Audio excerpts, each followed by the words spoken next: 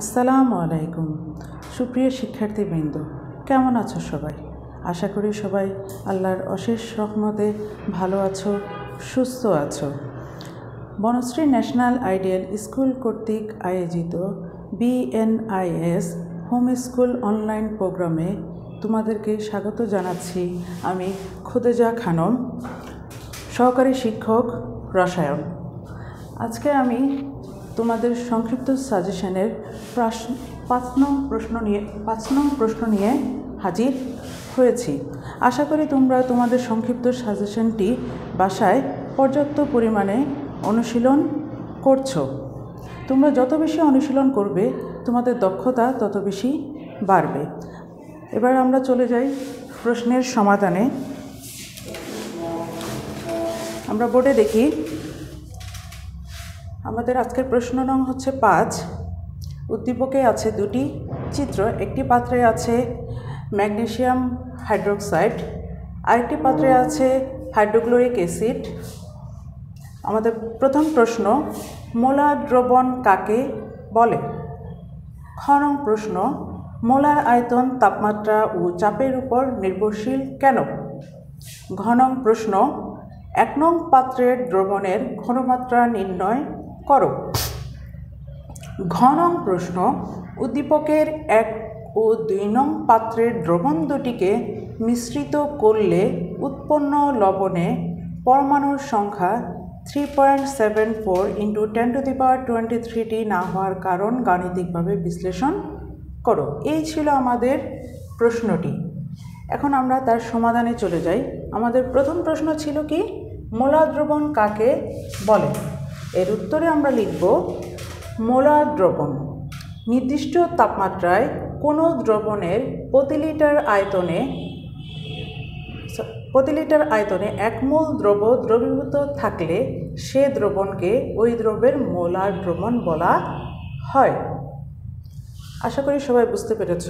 এখন আমরা খ নং প্রশ্নে যাই। খ নং প্রশ্নটা কি ছিল? মোলার আয়তন তাপমাত্রা ও চাপের উপর নির্ভরশীল কেন?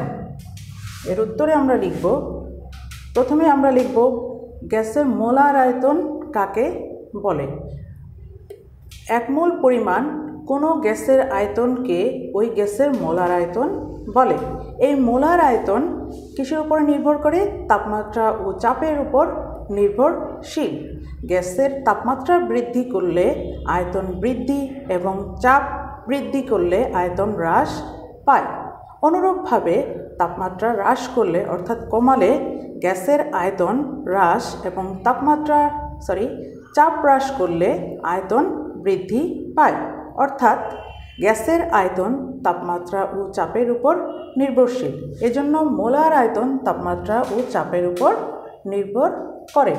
আমাদের অনুধাবনের জন্য এতটুকু লিখলেই চলবে। এখন আমরা আশা করি সবাই বুঝতে পেরেছ।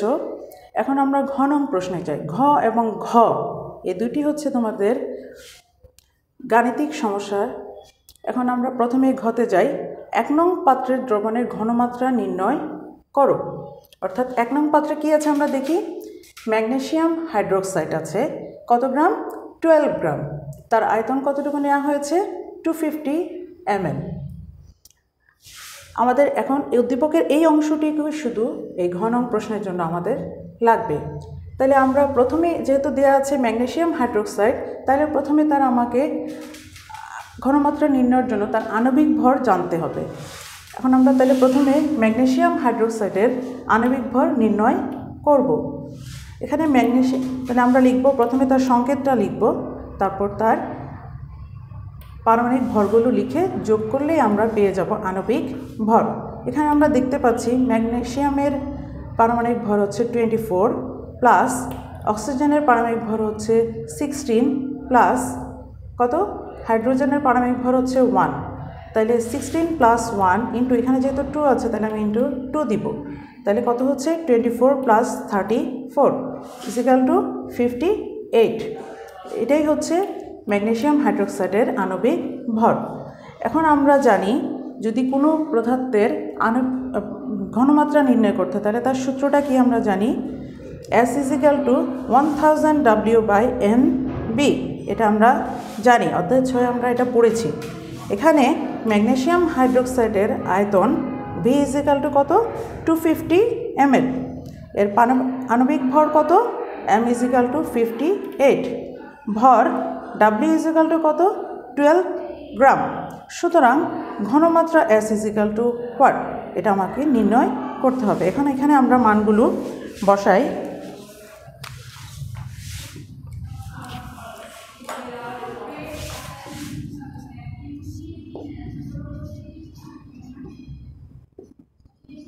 W = 12, M = কত পেয়েছি আমরা? 58 ইন্টু আয়তন কত? 250 ml। এখন যদি আমরা মানগুলো বসাই এবং ক্যালকুলেশন করি ক্যালকুলেটরের সাহায্যে, তাহলে আমরা তার ঘনমাত্রা পাবো 0.828 মোলার। সুতরাং 1 নং পাত্রের দ্রবণের ঘনমাত্রা হবে কত? 0.828 মোলার। এই হচ্ছে তার সমাধান। তারপর আমরা লিখে দিব আনসার। আশা করি সবাই আমরা এই অঙ্কটি বুঝতে পেরেছি। এখন আমরা চলে যাই ঘ নং প্রশ্নে। ঘ নং প্রশ্নে কী ছিল?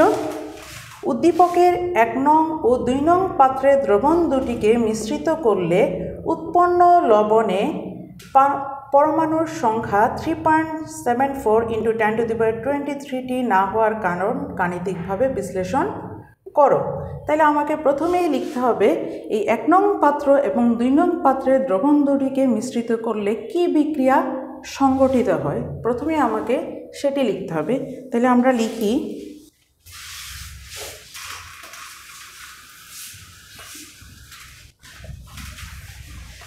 আমি এটা লিখছি না, তোমরা লিখে নেবে। উদ্দীপকের 1 নং ও 2 নং পাত্রের দ্রবণ দুটিকে মিশ্রিত করলে সংঘটিত বিক্রিয়া। তোমরা প্রথমে উদ্দীপকের প্রথম অংশটুকু লিখবে, আমি এটা লিখছি না, আমি সরাসরি সংঘটিত বিক্রিয়ায় চলে যাচ্ছি। সংঘটিত বিক্রিয়া, আমাদের সংঘটিত বিক্রিয়াকে 1 নং পাত্রে আছে আমার ম্যাগনেসিয়াম হাইড্রোক্সাইড প্লাস 2 নং পাত্রে আছে আমার হাইড্রোক্লোরিক অ্যাসিড। এখানে আমরা জানি ম্যাগনেসিয়াম হাইড্রোক্সাইড একটি ক্ষার এবং হাইড্রোক্লোরিক অ্যাসিড হচ্ছে একটি অ্যাসিড। এই অ্যাসিড এবং ক্ষার বিক্রিয়া করে আমরা জানি লবণ তৈরি করে। এখানে কি লবণ তৈরি হবে? ম্যাগনেসিয়াম ক্লোরাইড লবণ তৈরি হবে, আর সাথে অবশ্যই পানি তৈরি হবে। যে কোনো অঙ্ক করার ক্ষেত্রে আমাকে প্রথমেই সংঘটিত বিক্রিয়ার সমতাকরণ করতে হবে। এখানে আমরা দেখতে পাচ্ছি ম্যাগনেসিয়াম আছে একটি, এখানেও একটি, ক্লোরিন আছে 2টি, তাহলে আমাকে ক্লোরিন 2টি করতে হবে। তাহলে এখানে আমি যদি 2 দেই তাহলে ক্লোরিন 2টি হয়ে যাচ্ছে। আবার হাইড্রোজেন কয়টি হচ্ছে? এখানে 2 + 2 4টি, অর্থাৎ তাহলে আমাকে এখানে 4টি করতে হবে। তাহলে পানির আগে আমরা যদি 2 দেই তাহলে হবে 2H2O, তাহলে আমার অক্সিজেন হয়ে যাচ্ছে আবার কয়টি? 2টি। এখানে আমরা দেখতে পাচ্ছি অক্সিজেন আছে 2টি, তাহলে আমার বিক্রিয়ার সমতাকরণ হয়েছে। তোমরা অবশ্যই এই সমতাকরণ করবে, না হয় কিন্তু তোমাদের অঙ্কের সমাধান সঠিক হবে না। তাহলে এখানে আমরা দেখি এখানে কত গ্রাম ম্যাগনেসিয়াম হাইড্রোক্সাইড বিক্রিয়া করেছে, আমরা আগেই পেয়েছিলাম 58 গ্রাম। আর হাইড্রোক্লোরিক অ্যাসিড কতটুকু? 2 আমরা জানি হাইড্রোক্লোরিক অ্যাসিডের আণবিক ভর কত? 36.5 = কত হবে? 2 দিয়ে যদি গুণ করি তাহলে আমরা পাবো 73 গ্রাম।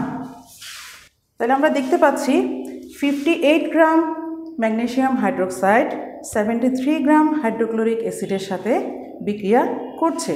তাহলে আমাকে এই যে বলেছে যে উৎপন্ন লবণের পরমাণুর সংখ্যা নির্ণয়, আমাকে এই উৎপন্ন লবণ কতটুকু তৈরি হচ্ছে এবং তার পরমাণুর সংখ্যা কত, এটা আমার সমাধানে যাওয়ার জন্য আমাকে প্রথমেই লিমিটিং বিক্রিয়ককে খুঁজে বের করতে হবে। আর আমরা জানি লিমিটিং বিক্রিয়ক কি?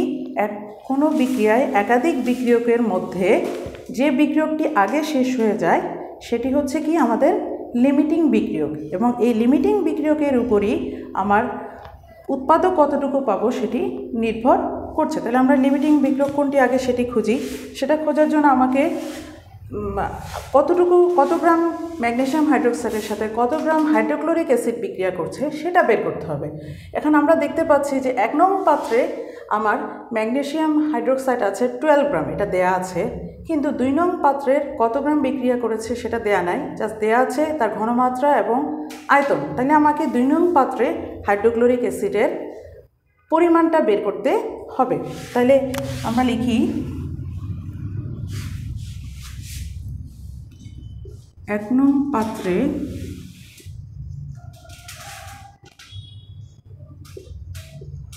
ম্যাগনেসিয়াম হাইড্রোক্সাইডের পরিমাণ কত?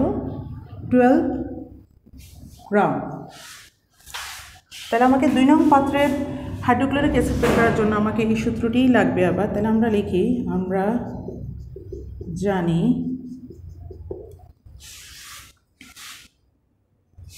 যেহেতু তার পরিমাণ লাগবে তাহলে আমাদের সূত্রটিকে আমরা এইভাবে লিখব,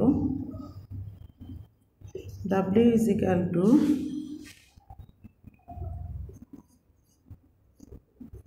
SMB divided by 1000।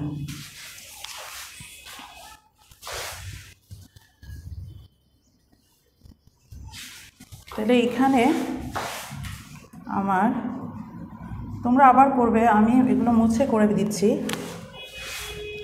এখানে আয়তন কত? হাইড্রোক্লোরিক অ্যাসিডের আয়তন V is equal to কত? আমরা দেখতে পাচ্ছি 300 ml। তাহলে আমরা লিখব 300 ml। তার আণবিক ভর কত আমরা জানি? কার আণবিক ভর এখানে? আণবিক ভর HCl এর M is equal to কত? 36.5। আর HCl এর ঘনমাত্রা S is equal to কত? 0.75 মোলার। তাহলে S is equal to কত এখানে? 0.75 মোলার। তাহলে আমাকে নির্ণয় করতে হবে হাইড্রোক্লোরিক অ্যাসিডের পরিমাণ W is equal to what? অর্থাৎ W এর পরিমাণ আমাকে নির্ণয় করতে হবে। তাহলে আমরা মানগুলো বসাই, 0.75 into 36.5 into 300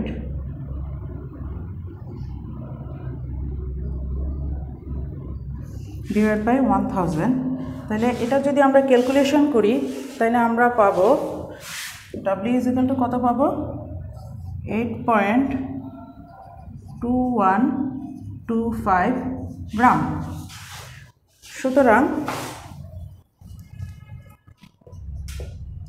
2 নং পাত্রের দ্রবণে, অথবা আমরা লিখব 2 নং পাত্রে HCl এর পরিমাণ কত? HCl এর পরিমাণ W is equal to 8.2125 গ্রাম। আশা করি সবাই এতটুকু বুঝতে পেরেছ। তাহলে আমরা W কত পেলাম? 8.2125 গ্রাম। ঠিক আছে, তাহলে আমরা দেখি আমাদের লিমিটিং বিক্রিয়া বের করার জন্য আমাকে এরপরে যেতে হবে বিক্রিয়ায় চলে যেতে হবে আমাকে।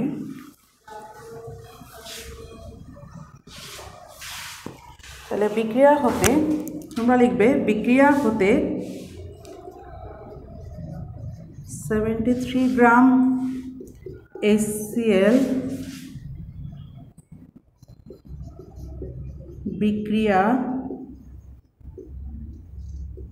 করার জন্য ম্যাগনেসিয়াম হাইড্রোক্সাইড প্রয়োজন কত গ্রাম? 58 গ্রাম। তাহলে 1 গ্রাম হাইড্রোক্লোরিক অ্যাসিড বিক্রিয়া করার জন্য ম্যাগনেসিয়াম হাইড্রোক্সাইড কতটুকু প্রয়োজন? 58 ডিভাইড বাই 73 গ্রাম। সুতরাং তাহলে আমরা যে হাইড্রোক্লোরিক অ্যাসিডটা পেলাম সেটুক বিক্রিয়া করার জন্য কতটুকু লাগে আমরা দেখি।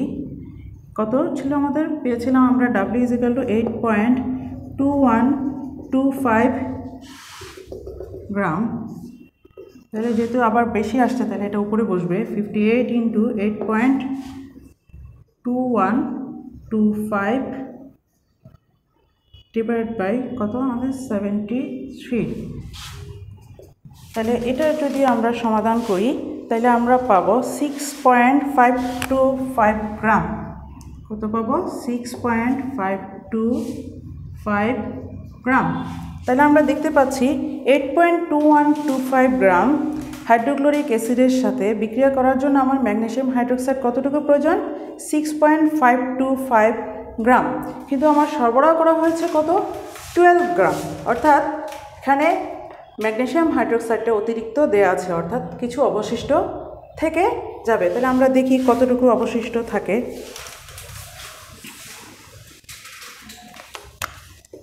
সুতরাং বিক্রিয়ার শেষে 12 - 6.525 গ্রাম is equal to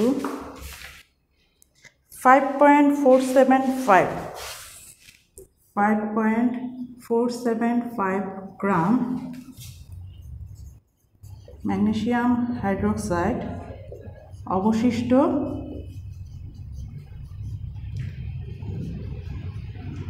থাকবে।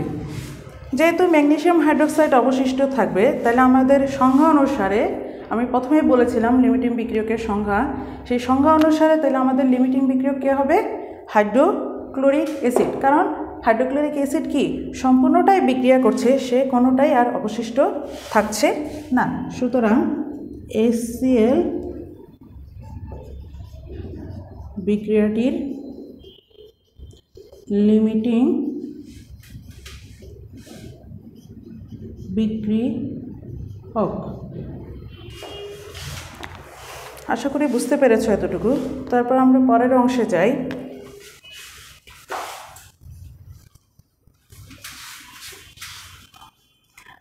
তোমরা পর্যাপ্ত পরিমাণে অধ্যায় 6-এর অঙ্কগুলো প্র্যাকটিস করবে, কারণ যতই প্র্যাকটিস করবে তোমাদের কনফিউশন তত বেশি দূর হয়ে যাবে। এবং এই অধ্যায় থেকে কিন্তু তোমাদের পরীক্ষা, যেহেতু তোমরা SSC পরীক্ষা দিবে, তোমাদের কিন্তু অবশ্যই প্রশ্ন আসবে। ঠিক আছে? আচ্ছা, আমরা অঙ্কে ফিরে যাই আবার। আমাদের কি পেয়েছি? আমরা লিমিটিং বিক্রিয়কটি পেয়েছি। এখন আমাদের বিক্রিয়া কি ছিল? ম্যাগনেসিয়াম হাইড্রোক্সাইড হাইড্রোক্লোরিক অ্যাসিডের সাথে বিক্রিয়া করে কি লবণ তৈরি করেছিল? ম্যাগনেসিয়াম ক্লোরাইড লবণ তৈরি করেছিল। এখন এই আমাদের যেহেতু এখানে বলেছে পরমাণুর সংখ্যা, তাইলে এবং আমরা দেখেছি যে 1 মোল, আমি বিক্রিয়াটি মুছে ফেলেছিলাম। আচ্ছা, আমরা আবার একটু লিখি।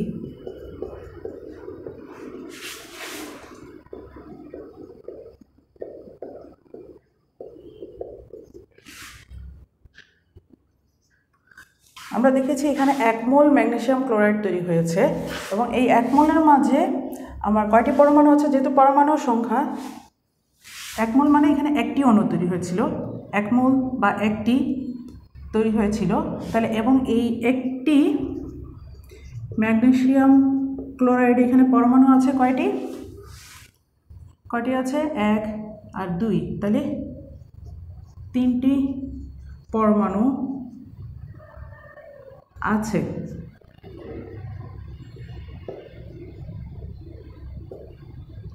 পরমাণু আছে এবং অ্যাভোগাড্রোর সংখ্যা থেকে আমরা জানি সকল পদার্থের পরমাণুর সংখ্যা কি? সমান, এবং সেই মানটা কত? 6.023 × 10⁻23T। তাহলে আমরা লিখি, তাহলে আমরা বিক্রিয়া থেকে দেখতে পাচ্ছি কি 3 × 6.023 × 10⁻23T ম্যাগনেসিয়াম ম্যাগনেসিয়াম ক্লোরাইড পরমাণু পাওয়া যায়। কত গ্রাম থেকে আমরা পেয়েছিলাম? 8.2125।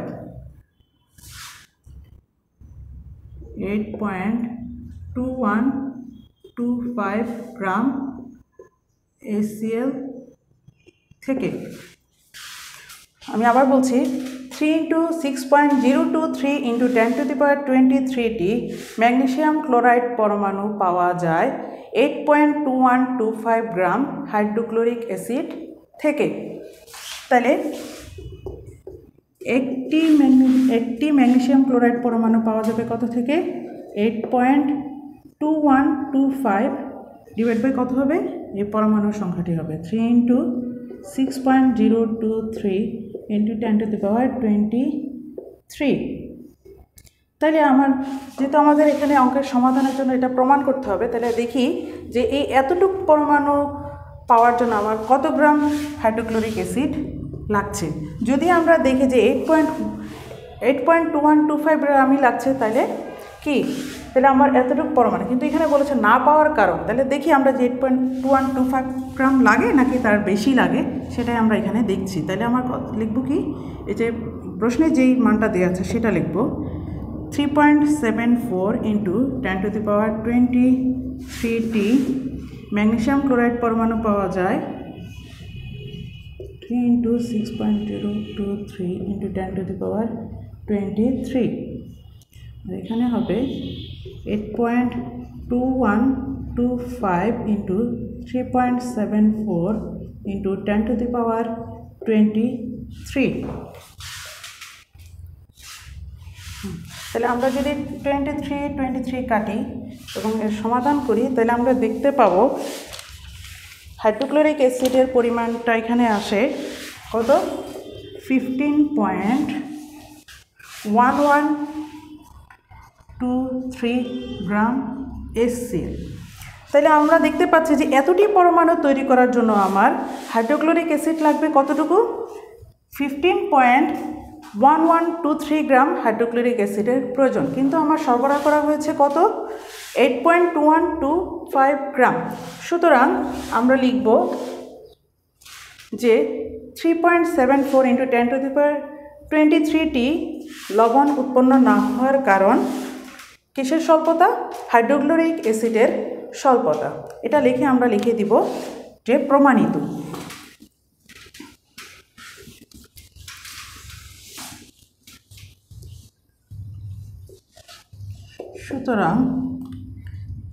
সুতরাং লেখার আগে আমরা লিখব কিন্তু সরবরাহকৃত HCl এর পরিমাণ কত? 8.2125 গ্রাম। সুতরাং 3.74 × 10⁻23টি ম্যাগনেসিয়াম ক্লোরাইড লবণ উৎপন্ন না হওয়ার কারণ হাইড্রোক্লোরিক অ্যাসিডের অপর্যাপ্ততা